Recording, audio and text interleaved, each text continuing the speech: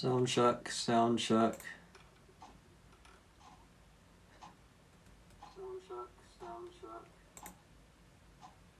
Hello and welcome to Mental Monday. This is the big friendly conversation about mental health with me, Jake Symons. For the next half an hour we're going to be having just that, a big friendly conversation about mental health. Thank you so much for joining me today.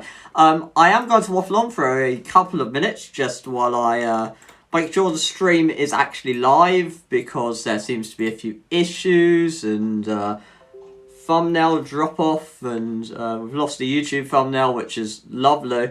So let me just actually change that now. Let me put the thumbnail back. That would be a good thing to do. There we go. Let me just put the YouTube thumbnail back. And we are live on Twitch as well. Always wouldn't be a Mental Monday without the starting technical difficulties, would it? Really, but we're live on Twitch. Twitch is fine. Twitch is fine. Yes, Twitch is fine. It's YouTube I'm worried about. As obviously you know, we are live on both. So I let me just actually make sure that the stream is live properly.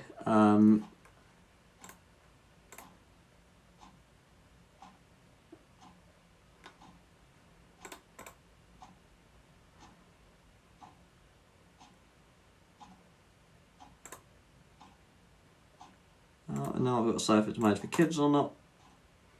There we go! We are live on both! Hello and welcome to Mental Monday, the big friendly conversation about mental health. I'm Jake Symons. For the next half an hour we're going to be having just that, a big friendly conversation about mental health. This is Mental Monday, Mental Health Live. If you're here for the first time, and you might not have even stayed through that introduction, this is an unscripted conversation, so I'll be looking over to my screen for some bullet points of things to talk about, but the gist of the conversation is unscripted, so feel free to just message in the chat if you want to talk about anything, what's on your mind, respond to what I'm saying, and just keep the conversation going, really. As a mental health advocate, I'm obviously available if you want to talk to me throughout the show. I'll be checking Twitter at JakeSWrites and Instagram Jake_Symons if you want to reach me. And you can also reach me via email, jake@jakesymons.com, if you want to reach me after the show for anything. There's not really any house rules here, other than just be nice and avoid triggering stuff, because obviously people are watching this in various stages of recovery, and you might be alright talking about something triggering, and we all know what these are, you know, eating disorders, but like triggering aspects of them, self-harm, that kind of stuff. I can't help you over YouTube, obviously, and this isn't a safe space to air kind of the bad thoughts you're having, because it's a public forum, and if you do want to talk to someone, the Samaritans on 116123, child line 0800 1111 if you're under 18. So, do get involved. JakeSWrites on Twitter, Jake_Instagram, although the most convenient place is obviously the Twitch chat or the YouTube chat, as we are live on both today. And that is it. That is my introduction out the way. Thank you so much for coming along. Let's get started with Mental Monday. First question I always ask at the start of Mental Monday is, how are you? It's really important that we ask this question, and yes, it's overdone. And yes, we do get into a habit, I often do this, of going way overboard when you know someone's not okay, and then you're checking in with them every 5 minutes, asking them how they are, which is probably not helpful, but it's still comforting for you to do it anyway. But it's always important to remember that while that may be comforting for you, it's not necessarily that for someone else who may feel overbearing. Which is very easy to come across, but there's a healthy balance, and you know, it is important to check in, and we shouldn't let kind of fear of the reception or fear of someone actually saying I'm not okay being a kind of something that puts us off checking in. Checking in should be something we all do with each other, because you know, these are our friends, these are our colleagues, these are people in our lives that have some kind of relationship with us that we know, and it's important to talk to them and make sure they're all right and check in with them and say hello, and that can really, really help. And it sounds simple and it sounds basic, but it can make someone's day. And you know, if you can make someone's day, why wouldn't you? So how are you? That's the first question. I've been all right, actually. lot of stuff going on in terms of content for work. I might have mentioned that I was working on a big content project last Mental Monday. That's now kind of still being planned out, but soon, and started today, we'll get on with the writing, which is fun because I love writing, and it's been a while since I've actually sat down and just wrote like blog posts or something. So it'll be nice to get back into that. I've talked a lot about free writing, which is obviously kind of a coping strategy, and that's where you kind of just write down your thoughts. So this is kind of actually work writing, but I still find it just helpful just to write. I just like writing, I guess. So that's been fun. Haven't really done a lot last couple of weeks. Bit of the same old work and Minecraft really, which is going well. I will be hosting potentially at some point a stream from James, which will be a Minecraft stream of the kind of Minecraft world we're building. We're building a creative world in Bedrock because everyone else plays Bedrock. Yeah, I know. I Java people, I feel your pain, especially if you're trying to build a creative city in Bedrock and you're basically stuck with /fill. So there it is. So there's that as well. But my week's been alright. How's your week been? Do let me know. I do want to actually hear from you and what's going on, and obviously not like stuff you're comfortable sharing, obviously not like stuff that you want to publish, but just how are you, just checking in. And it's important when we form a community here and we do check in with each other and we just get each other through the day. Just it's a simple question, but it lets someone know that you're thinking of them, and it lets someone know you actually care and you actually want to be there for them and you're actually interested in them. And that can help. And, you might not get to know their whole life story or like everything, but even just the act of asking the question can really help, whether or not like there's a response. Obviously give a space for a response as well, and we should be able to be in a space where we can provide honest responses to that question. But actually just being able to ask the question is just nice. So that's kind of my thoughts on that and why we start it every Mental Monday, because it is the first question I ask on every single live stream, and I just wanted to say why that was. So this one is slightly different from scripts because I forgot it was GCSE and A-level results week. A-level results on Tuesday and GCSE results on Thursday, I believe. So A-level results tomorrow. How are you feeling knowing that they're sitting there already, waiting to be emailed out? Or if you're going in to collect yours on a piece of paper, it's all printed in its little brown envelope and it's waiting for you. How's that feel? I remember GCSE results though. I was alright. I was kind of indifferent to it because I thought because my mock grades were like not great. Some of them were, some of them weren't, but I performed better across pretty much everything than my mock grades. Some were like 2 or 3 grades. So in Latin I was like getting 2s and 3s in tests, and then I pulled out like a 7, which is equivalent to an A grade for our older listeners, and that kind of stuff. So I was really happy afterwards because this is for GCSE results, because I actually did better than I wanted to and thought I was going to, and that really just made me happy. So I was kind of indifferent to it, and then I was like, these are actually pretty good. I got, if you're wondering, well, I might as well say what mine are. I had 6 in maths and chemistry. Everything else, core subjects wise, was a 7, 8 in English, lit and language, and a 9 in geography, and an A in economics, because that was still on the old style when I was at school. So there we go. I was like the second transition year. So we had like, yeah. So I still sometimes have to convert them. So effectively it was everything A to everything A to B, which was quite nice, A star to B. So that was mine. I didn't mean for that to come off as a flex. I kind of feel like it might do. I'm sorry about that. I just thought I'd share them because It's what we're all doing here. We're sharing stuff. So, are you worried about that? I think the biggest thing to mention, especially for A-level results though, because obviously I dropped out at the end of year 12, is that it's okay. And ultimately, yes, everyone puts out the tweet that like it's just a bit of paper. And Jeremy Clarkson, as usual, here I am sitting with my views of the Cotswolds, choosing what Range Rover to drive today. This tweet comes out, and everyone that's like trying to get a job, and it's asking you for your grades, and you're like, oh yeah, or trying to get into uni, and it's like not the right grades.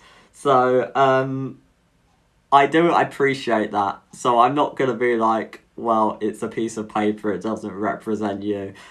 Because for your actual real experience, they are important. But there are ways of, doing what you love doing and doing what you want to do that aren't necessarily results based. So if you say, did worse than you wanted to, and obviously this is a worst case scenario and we're trying to be positive here, but if you did worse than you wanted to, it isn't the end of the world, and that really is true, and there's always a way and there's always an option to do something you love and to kind of get into whatever industry, whatever kind of thing you want to do with your life, really. And you might not even know that yet, but there's always a way. And most important thing, in my opinion, is just doing something you love and working hard at it.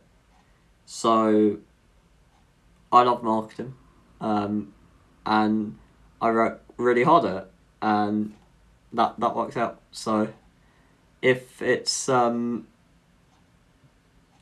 you love, you'll naturally, in my opinion anyway, this is personal experience, if it's something you love, you're naturally able to work harder at it. You're naturally able to focus on it and to look after it and to kind of really, really get into it. And that level of kind of interest in something and desire to know all about it and be able to do it to the best of your ability is something that you can do, whether you have the grades or not. And obviously the grades represent that you know stuff and that you can apply it, etc.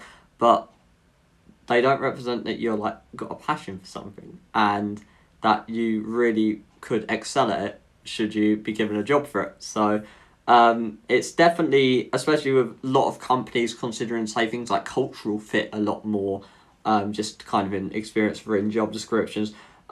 It's definitely a focus. So being a person that has those soft skills and, all the communication, teamwork, the things for the UCAS personal statement. But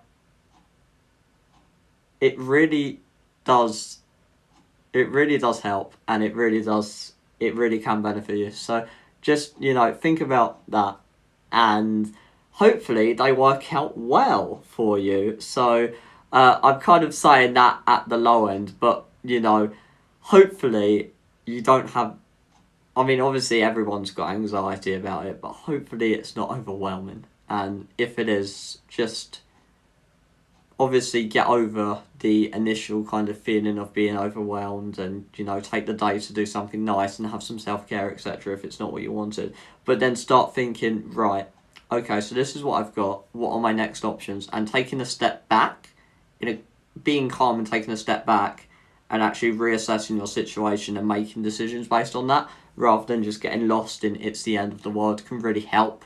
So that's kind of my advice for that. But obviously it's a very stressful time for pretty much everyone right now across the country. And yeah, so do let me know how you're feeling about that. I know that if you're kind of watching this right now, you might be in that age bracket, so I thought I'd just mention that. What I did want to talk about today and what I had on my bullet points is kind of continuing the conversation from earlier, but I'm happy to break back into talking about A-level results or GCSE results should, you want that mentioned again or you want to talk about it. I'm fine doing that because that is obviously current. today I want to talk about kind of the idea of recovery. And yesterday we spoke about, last Mental Monday, we spoke about the idea of validity and how ultimately your mental health experience is real and what you go through matters and it's your recovery and it's your journey, etc. But today I wanted to actually talk about that journey. And I wanted to talk about kind of it very broadly and very abstractly. So I'm not going to kind of list out, say, this is what you do for a recovery journey. This is a very broad way of looking at it. And I think it will be helpful to actually kind of provide reassurance that your recovery journey is in the right direction. And if you feel like it's not, how to pull yourself back on track. And obviously everyone's recovery journey is different, and there's the usual disclaimer that goes with that, and obviously your recovery journey is you and your support network around you, and etc, etc. Not to be patronising, but that is the disclaimer that goes with anything I say. So what I wanted to talk about is a feeling of frustration that you're trying to do all you can to recover, and you're doing all the steps and you're doing everything your support network tells you, and you're going to say CAMS, and CAMS are giving you a load of stuff to do, and you're doing all the stuff from CAMS, like colouring in, or listening to music, or drawing a little butterfly when you want to do something. That was something that came up for me, but actually it doesn't work, and you still feel the same way, and you're like throwing the book at everything, and you're really kind of gung-ho, just going straight in with everything, every suggestion, and you're following all the self-care accounts on Instagram. This is an extreme example, but it illustrates the point. And you're really trying to do everything you can to get better, but it's like you still wake up in the morning and you feel shit. And I wanted to talk about slowing things down. And this is something that's really helped me. And for me, being able to slow things down and to say, right, I will get better in time, and add in the in time to pretty much everything that I say about mental health, and having that kind of as a caveat really helped. So saying, I will get better in time, I will recover in time. This is what I need to do today, this is what I need to do tomorrow, and taking the small steps. And I spoke a lot about little things matter, and how it's like the little things we do, like, taking a walk or going outside, that can really help. So if you're able to do those little things every day, and you're able to make those small steps, you will eventually get better. What can become quickly overwhelming is to start off by trying to recover instantly and go back to normal. And I actually wrote a guest post back in 2018-2019 for the Counsellor's Cafe magazine about the importance of being normal, and why we were always trying to seek out normal, as in going back to something. And I think it's important that we have an acceptance that our mental health is part of us, and we're all going to experience low days, and that is a foregone conclusion. And what we can get better at is being able to deal with those low days, to cope with them. And that's something that I've learnt through recovery. I still have low moments. I don't really have a lot kind of these days, but when I was coming out of recovery, and by coming out I mean being in a stage where I'm better, I'm able to get through a day and do everything I want, but I still have low moments, and it's kind of where you think you're recovered, but then something sets you back, and then it's being able to cope with that. And that's when persistence comes in, because if you're able to just have a low moment but then pull yourself back up, rather than thinking, well, everything's over, I'm failing recovery, I'm not getting better, and accept that your recovery journey is one of those, little squiggles rather than a linear line, it really helps.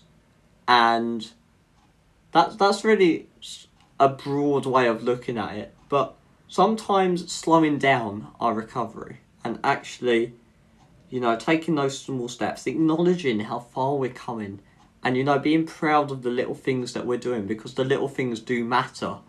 And that's something I've said before on Mental Monday, is about how the little things really do matter. And that is something when we get to recovery. And it takes time.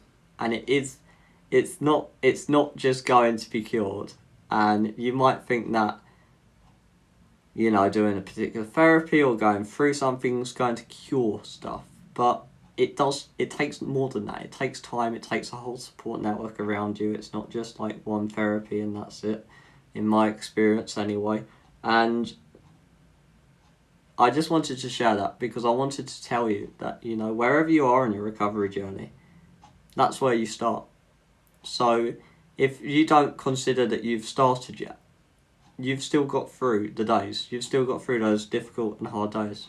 And you've taken those small steps to do that. But today, now, this is when you can start your recovery journey. You can start taking those steps to get better. And it's small steps. And obviously, in the early days, you're going to be set back a lot. It's going to be difficult to have the willpower, motivation, whatever you want to call it, to actually do coping strategies, to actually pull yourself out of it. It may be impossible. But in time, things can get better. And it's just giving it that time and being patient with it. And I think patience is definitely something that I've had to learn through kind of my mental health experience, is being patient with it. Allowing things to take time, allowing things to just accept the bad days, but do something about them as well. So accept that I'm going to have a bad day today. I should probably take it easy. I should probably look after myself. I should probably do something relaxing or fun or something I like and follow a coping strategy. So it goes from having bad days and kind of getting lost and sucked up in them, which make bad days weeks, and then you have an entire episode of low mental health, which can lead into a crisis. It's actually putting those coping strategies in place, putting, your support network to use, and saying, right, I have a low day, but I can do something about it. I can act on this low day, and I might need to change what I want to do today. I might not be able to do everything I would have otherwise wanted, but taking that step back allows me to have that time for recovery. And of course, if you've got work and other commitments, that's not always possible, and I appreciate that. And that's often a comment, is that like all this self-care time and everything else suggested, and like it's not practical or reasonable because commitments just don't go away. And that is difficult for some people, and that's when it just becomes relentless.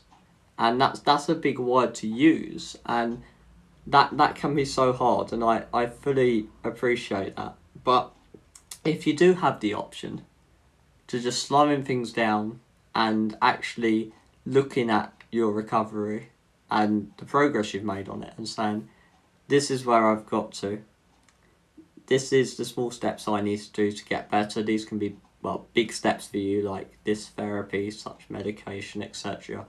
But actually, it's the little steps you do. Get up in the morning, have a shower, etc. That kind of stuff. Just life stuff. Looking after yourself, eating properly, etc. etc. It's the standard life stuff that helps, and we shouldn't lose sight of that in recovery. We often think that recovery is these big steps, going to therapy.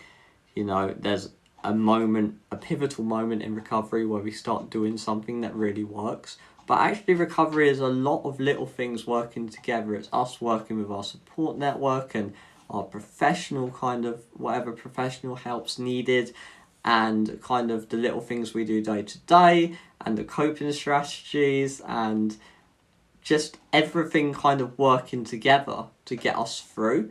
And I think that's really important, that recovery is a journey. It is a process, and we see it as a process.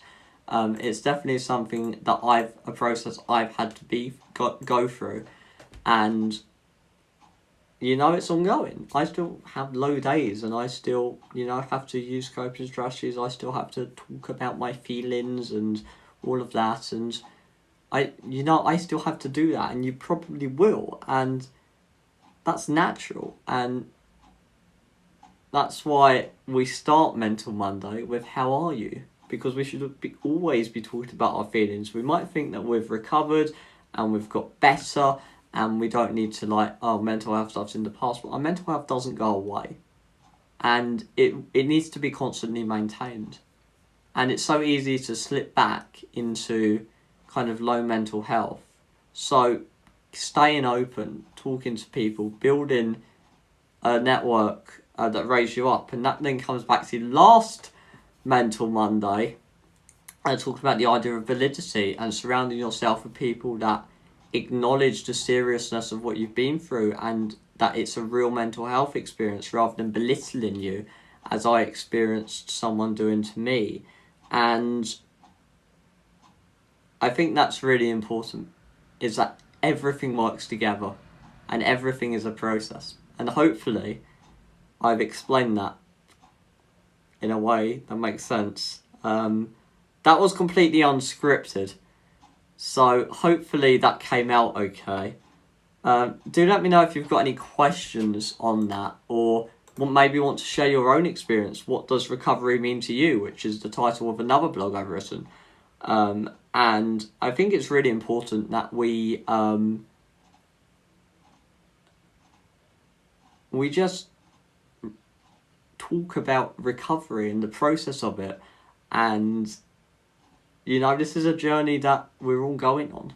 And it's something we can talk about and share in. And obviously everyone's recovery experience is different, and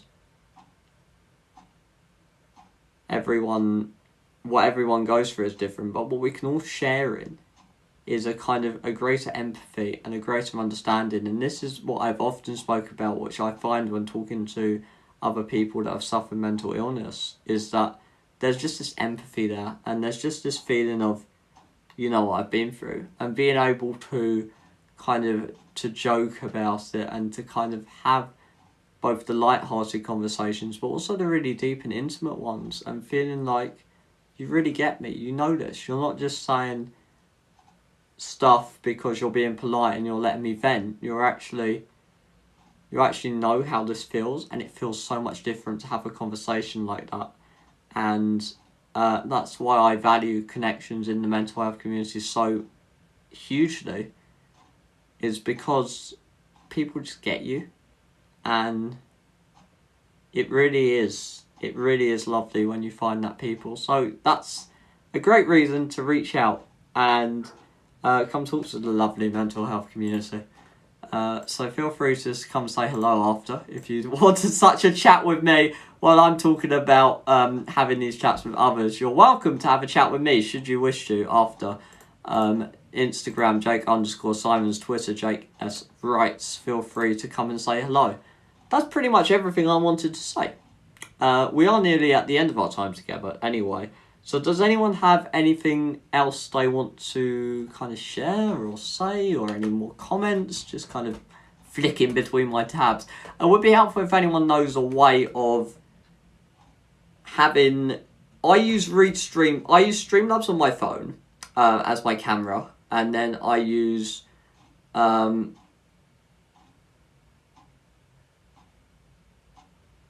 Restream.io, and that distributes my stream to Twitch and YouTube. But if there's any way of merging the two chats together, because that's not available in Restream on the free version anyway, of merging the YouTube and Twitch chat as well as Twitter and Instagram, I'd like to just bring it all in together into one platform. If anyone knows a way of doing that, maybe a software that does that for kind of multi-stream broadcasters or something like that. Oh, that sounds sounds like I'm running a whole production here. But Yeah, that'd be really helpful. Other than that, the next Mental Monday, which is already scheduled on YouTube, or should be if the restream technical issues didn't my technical issues to start with didn't wipe it off, is on the 23rd. So hopefully that's still scheduled. And there we go. Thank you so much for watching Mental Monday. I've been Jake Symons. I look forward to seeing you on the 23rd for another episode.